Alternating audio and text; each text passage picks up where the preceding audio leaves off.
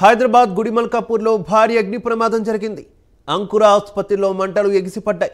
అగ్నిమాపక సిబ్బంది మంటల్ని అదుపు చేయడంతో పెను ముప్పు తప్పింది. ఆసుపత్రిలో ఎక్కువగా గర్భిణులు, చిన్నపిల్లలు ఉన్నారు. ఫైర్ సిబ్బంది సకాలంలో మంటలు అదుపులోకి తేవడంతో అంతా ఊపిరి పీల్చుకున్నారు. ఇక షార్ట్ సర్క్యూటే అగ్ని ప్రమాదానికి కారణమని భావిస్తున్నారు.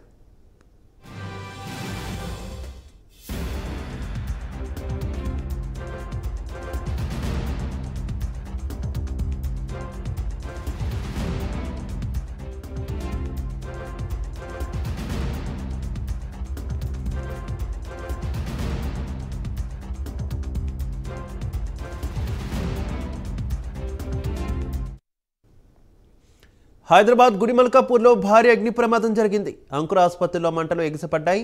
ఇక అగ్నిమాపక సిబ్బంది మంటల్ని అదుపు చేయడంతో పెనుముప్పు తప్పింది. ఇక ఈ ఘటనకు సంబంధించి మరింత సమాచారం మా కరెస్పాండెంట్ ప్రేమ్ అందిస్తారు. ప్రేమ్.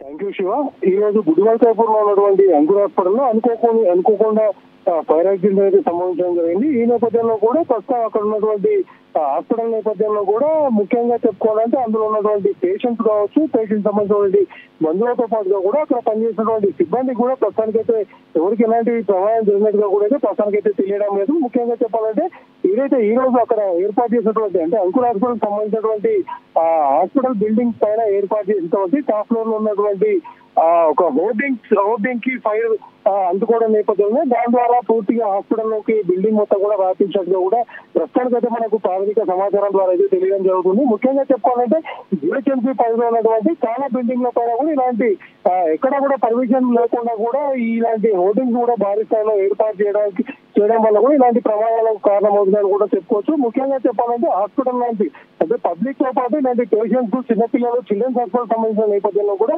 ఇలాంటి హాస్పిటల్ సంబంధించినటువంటి బిల్డింగ్ ల పైన కూడా ఇలాంటి హోర్డింగ్స్ కానీ ఇలాంటి ప్రమాదకరమైనటువంటి ఈ అడ్వర్టైజ్మెంట్ సంబంధించిన హోర్డింగ్స్ కూడా ఉండకుండా జిహెచ్ఎంసీ గతంలో కూడా ఇలాంటి హాస్పిటల్ కి అలాగే ఇలాంటి మేజర్ బిల్డింగ్స్ కూడా గతం నుంచి కూడా హెచ్చరిస్తూనే వస్తుంది. అయితే ప్రస్తుతం ఉన్నటువంటి నేపథ్యంలో కూడా ఈ హోర్డింగ్ కూడా అక్కడ ఉన్న నేపథ్యంలోనే అక్కడ పైన ఉన్నటువంటి ఒక లైట్ ద్వారా కూడా అక్కడ నుంచి షార్ట్ సర్క్యూట్ కాస్త ఈ హోర్డింగ్ కి అందుకొని హోర్డింగ్ ద్వారా పూర్తిగా హాస్పిటల్ బిల్డింగ్ మొత్తం కూడా మంటలు వ్యాపించిన నేపథ్యంలో కూడా పూర్తి స్థాయిలో దగ్గరమైనట్టుగా కూడా తెలుస్తుంది. అయితే ప్రస్తుతం లేటెస్ట్ గా ఇప్పుడే హాస్పిటల్ సంబంధించినటువంటి మేనేజ్మెంట్ కూడా ఒక ప్రెస్ నోట్ కూడా రిలీజ్ చేయడం జరిగింది. అయితే ప్రస్తుతం అక్కడ ఉన్నటువంటి ఈ ఫైర్ యాక్సిడెంట్ లో అక్కడ ఉన్నటువంటి సిబ్బందికి కానీ పేషెంట్స్ కి కానీ ఎలాంటి ఇబ్బందికరంగా వాళ్ళని ముందుగానే అక్కడ ఉన్నటువంటి పరిస్థితిని గమనించి వారు క్షేమంగా బయటకు తీసుకొచ్చామని కూడా తెలియజేస్తున్నారు. దాని తర్వాత భారీ స్థాయిలో మొత్తం పూర్తి స్థాయిలో ఉన్నటువంటి 6-7 అంతస్తులో ఉన్నటువంటి బిల్డింగ్ కూడా మొత్తం పూర్తి స్థాయిలో దగ్గరమైనదిగా కూడా మనం ప్రస్తుతం కనిపిస్తున్న విజయంలో కూడా చూసుకోవచ్చు. భారీగా అక్కడ ఉన్నటువంటి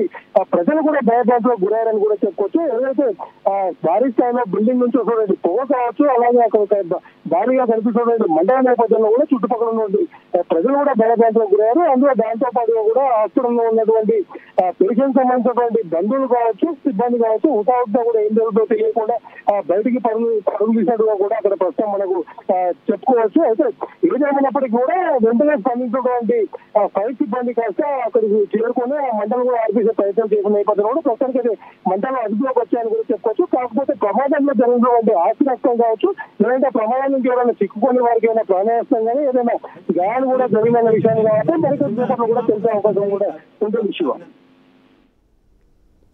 అయితే ప్రేమ్, నిజంగా అగ్నిమాపక సిబ్బందిని అభినందించాల్సిన వాళ్ళు చాలా సకాలంలో స్పందించారు, అలాగే శ్రమించారు కూడా. ఏంటి ఈ ఘటనకు సంబంధించి జరిగిన నష్టానికి సంబంధించి ఏమైనా ఆసుపత్రి అధికారికంగా ఏమైనా స్పందించిన పరిస్థితి ఏమైనా ఉందా? ప్రమాదం ఏ రకంగా సంభవించింది, అలాగే ఎంత మేర నష్టం వాటిల్లింది అన్నదానికి సంబంధించి, అలాగే తిరిగి సేవలు ఎప్పటి నుంచి ప్రారంభించబోతున్నారు అన్నది ఏమైనా వారు చెప్పిన పరిస్థితి ఉందా? అలాగే జిహెచ్ఎంసీ అధికారులు కావచ్చు, ఇతర శాఖ అధికారులు కావచ్చు, దీని మీద ఏమైనా మాట్లాడారా?